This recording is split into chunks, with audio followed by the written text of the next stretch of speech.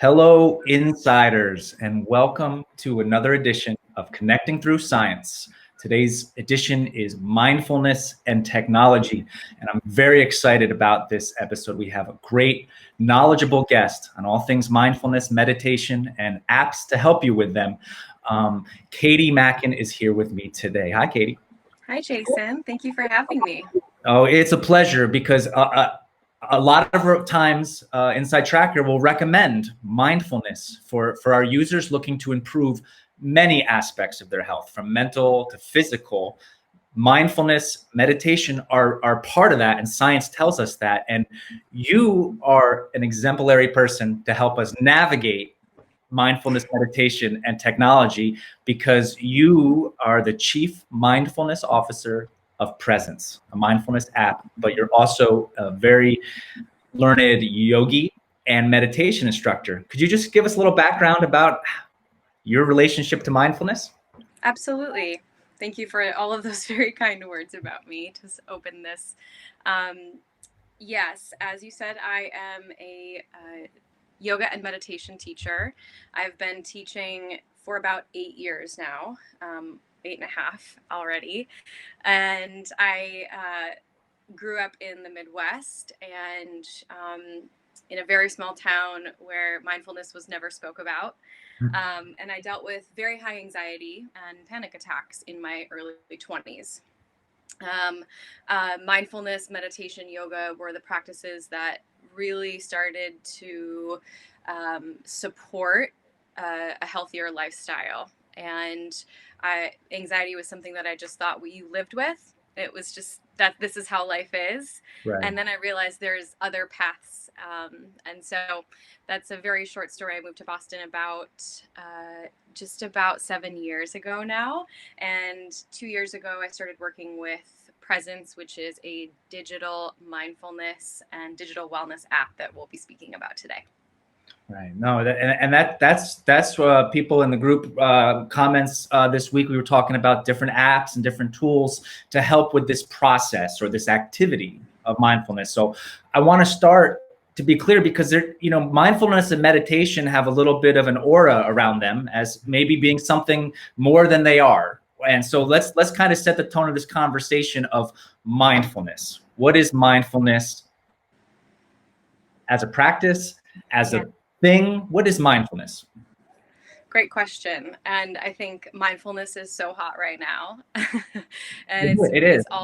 It is. And it has been for a while. And because of that, it, as you said, it has quite an aura around it and is quite often frequently misunderstood. And we'll get into more questions around this, but meditation, mindfulness, all sort of used interchangeably. But meditation, at the most basic level is awareness and the ability to pay attention to the present moment without judgment and without getting swept up into any one thought or emotion or sensation. And it's, there's many other really beautiful definitions of it, but that is one of my favorite because it's really simplistic. It's really just paying attention to the present moment without judgment. Awareness. I like that word, awareness. And Inside Tracker is about awareness in that, you can make a fix to your diet because your blood biomarker's off, and knowing that your cortisol levels are high or knowing your iron is low is an awareness. And that gives you the power to change something. Is mindfulness kind of the same thing in that? How does it make you more aware? You're just sitting there, or you're just being mindful. Let's dig into that a little bit more of being aware. Is it a way of life, or is it a practice, or is it both? Both. Yes and yes. And great question. And what I love about what you said about Inside Tracker is that I speak very often about everything in life is information. And it's what you decide to do with that information that counts. So when you're using Inside Tracker, you get all of this information and you're paying attention to the biomarkers that you have. Now, with that, looking at it clearly and simplistically, what do you do? How do you then move forward from that? What choices do you make? And so meditation, rather, mindfulness is a lifestyle, but it's also a set of disciplined practices Right. to help you achieve that state of presence, as we like to call it. Right. And so, nowadays, like, we're talking about technology and mindfulness. Mindfulness is old, right? This is old technology. This is Yeah. old Yes. tech. Ballpark. I mean, how long have humans been working on this Oh my God. problem of paying? It's like the hardest problem going in humanity is how do we pay attention to the present moment? And Yeah, it's been with us a while, hasn't it? it has thousands of years. Yeah. And it goes back in many different lineages, and Buddhism, Hinduism, even some of the religious practices, right? There's a lot of the same ideas, and then how that information is presented is a little bit different. But Right. I think forever we've been trying to, as we've evolved, learn how to pay attention to what is without attaching to what was or what will be. Right. Right. And it doesn't happen naturally. I don't think. I think No. anyone who has had experience with mindfulness practice will probably attest to that. It's a lot noisier than they thought inside their head, Yes. and help us understand. When we were preparing for this show, meditation is an application of mindfulness. A lot of times the words get intermingled, and there are different kinds of meditation. So let's Yes. take a step back and say, generally, like, what is meditation in relation to mindfulness, and what would be a specific example of a meditative practice? Great. And you said they're often interchangeable, but typically when you're speaking about meditation, or when most people are referencing meditation, it is a seated, focused attention practice. So whether that is, and you also said this wonderfully, that there's many different applications of that. So that could be something like focused attention meditation, which is a Buddhist technology in which you continually bring the mind back to one stimulus. So, whether that is the breath, or I've taught a meditation at a retreat last year for Presence in Tulum, where we used a candle and you constantly brought your mind back to the witnessing the flame.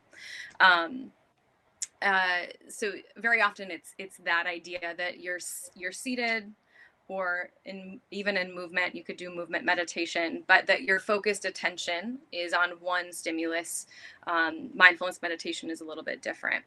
But the goal is really to get to a place where meditation is sort of a lifestyle, and similar Yeah. to the idea of mindfulness, that you have this focused attention through the discipline and the repetition of the practice within everything. And that's, I think, why mindfulness and meditation often get interchangeable, because there's a meditative state that's talked about, and that's the ability to sort of be in that flow state, or I'm sure you guys have a lot of athletes that use the information that you provide in Inside Tracker. So, Tom Brady, I like to use him because he's obviously New England and is a really good example of this. But when he's playing football, like, he's in that meditative state, and it's from the repetition that he's done this over and over and over again.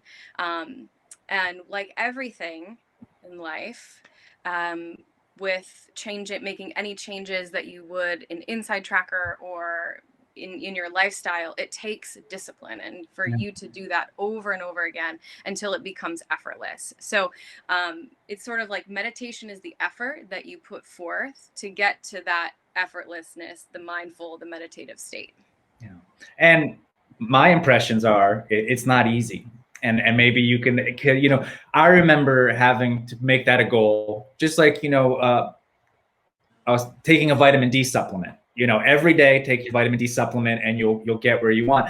I did a very similar thing with meditation. I was going to meditate 15 minutes a day, nothing too formal, nothing too crazy, put it on the calendar. And then I didn't follow through. Like it was amazing how many things prevented me from just sitting still for 15 minutes, and days would go by and I would miss it. And so I really appreciate what you're saying about the discipline and the practice, and maybe to help us understand why is it so difficult? What are the challenges that everybody brushes it off as like that's easy, but what is difficult about it? I think part of it is that a meditative practice is incredibly confronting. Um, you're confronted with your yourself, and we'll talk a little bit about this, but one of the reasons why you want to meditate is to help support cortisol levels and in situations of chronic stress. But when your nervous system is in that state of chronic stress for extended periods of time, that becomes the pattern of normal.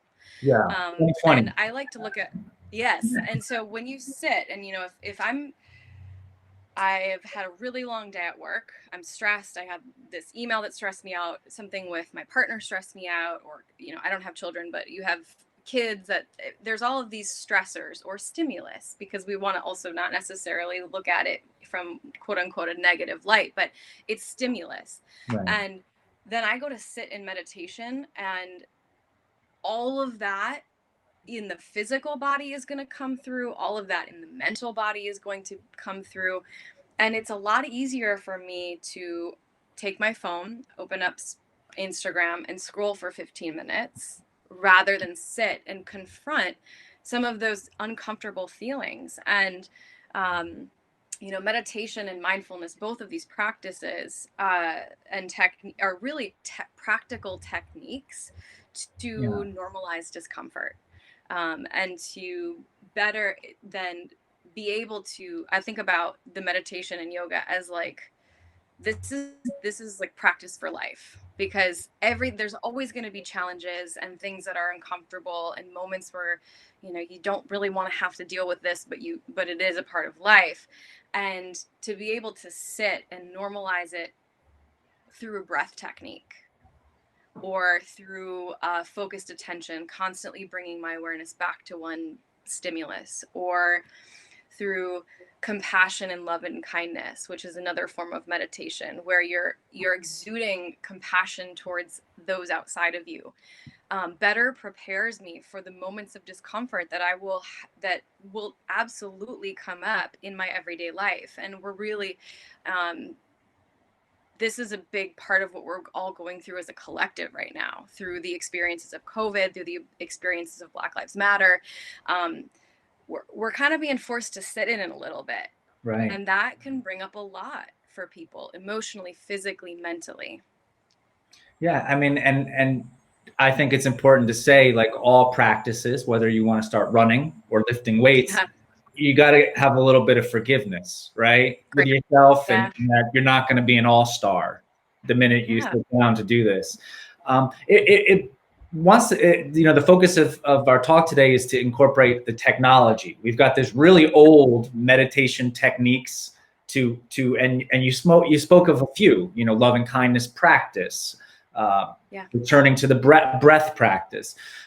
Now let's introduce technology, and technology. I think a lot of us felt maybe 10 years ago, it kept pulling us away from reality. The technology was what was keeping you from being focused. And you were like, oh my goodness, I need to turn the computer off to come back to now. But now we're starting to hack that. Now it's almost like you can see the problem and you can use technology to save you in a way, to interject and bring you back to the present moment. And that's the world of mindfulness tools. Can you please help our audience understand what kind of tools are available, and specifically how Presence is able to activate those? Yes. I love that you keep using the word technology. I study style of yoga and meditation called Kundalini, and we speak to the meditations themselves as technology. And it shows you like this device that we have and the one that we're watching or that we're using to record this. These are all evolutions of technologies. But this is like a super evolution. It works so quickly. And so how do we use our phones, our emails, when we are more connected than ever, especially through this experience of COVID? And the practices of mindfulness can help to support a healthy relationship with everything around you, with the moment, with yourself, with your devices. And at present specifically, we're really one of our goals is to make technology a source of strength rather than a stressor. Um, and with Presence, we have sort of a formula that we use with all of our applications. So we have the phone app, which is on iOS. It was released almost 1 year ago, August 2nd, 2019. And we will be, thank you, lovely segue in.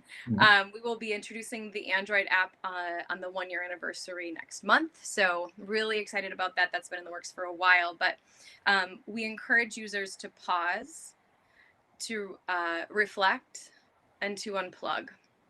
So you start and end your day with a mindful moment. We call that the pause moment. And, just going back to the mindfulness practice, there is that moment between stimulus and response where you make the choice and how you'd use that information of the stimulus. And this goes to a neurological level, but we're using this on a bigger level as well, but where you have that opportunity to choose. And so what do most people do in the morning? Pick up your phone and you open and you start scrolling, or you check your emails, and immediately you're pulled into that sympathetic nervous system. Your fight or flight response is triggered. You're like, oh, I have to go respond to all these emails, and it's 7 o'clock in the morning. Right. The red lights, got to get the red lights out. The notification. A tiger jumping out of the woods would make my body do something. And you know what? 2020, that's kind of what's causing the same response. Absolutely. Yeah. And it's those prolonged states that really start to decrease immune function, increase cortisol levels. And this is what your technology at Inside Tracker is so helpful to notice. Okay, here's where I'm at. Here's the tools that I can use, the practical application. Right. So we start and end your day with that mindful moment, and it's 2 minutes. And, we have 2 minutes, whether we want to admit it or not. And it could be something as simple as notice what was the quality of your sleep last night? How do you feel this morning? Do you feel rested? Journal about that, or reflect and journal on that in your Presence journal. So you start with that 2-minute pause as a way to really anchor yourself in mindfulness at the start of your day. But everything goes in cycle, right? So you want to come back to that same state of presence at the end of your day as well. So that's our pause moment. And then we have the unplug position, which is either meditation. And we're also going to be implementing some new technology within the app in the next few weeks called the Unplug Timer, which is essentially, on weekends, we encourage people to take time away from their devices. Wait, so unplug position is like a meditation position where you're unplugged from technology? Essentially, yes. And my brain went to like the position that it is in our app, but yes, it's essentially a space within the app where you have the opportunity to either meditate through guided meditation that we have. We have a number of incredible guides, and we'll be adding more within the next few months.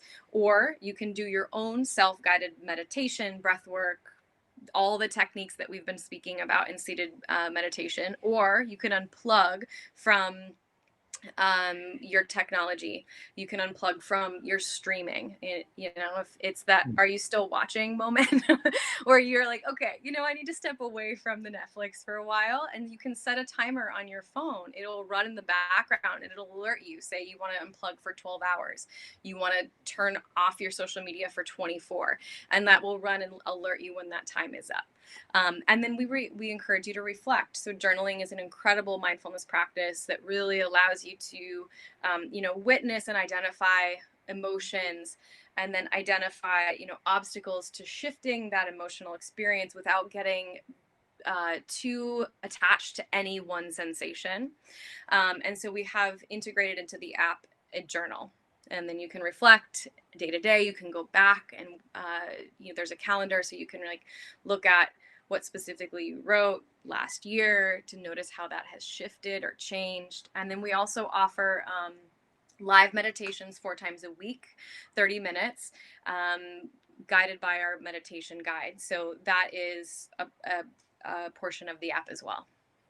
Wow, that's incredible. I mean, so it's connecting as well as kind of tuning out to other people in the practice, and I really like how it's about knowing what's going on and then having a strategy going forward to improve upon where you're at, meeting you where you are. So somebody who's just starting, or today they watched us and they're like, I should do meditation.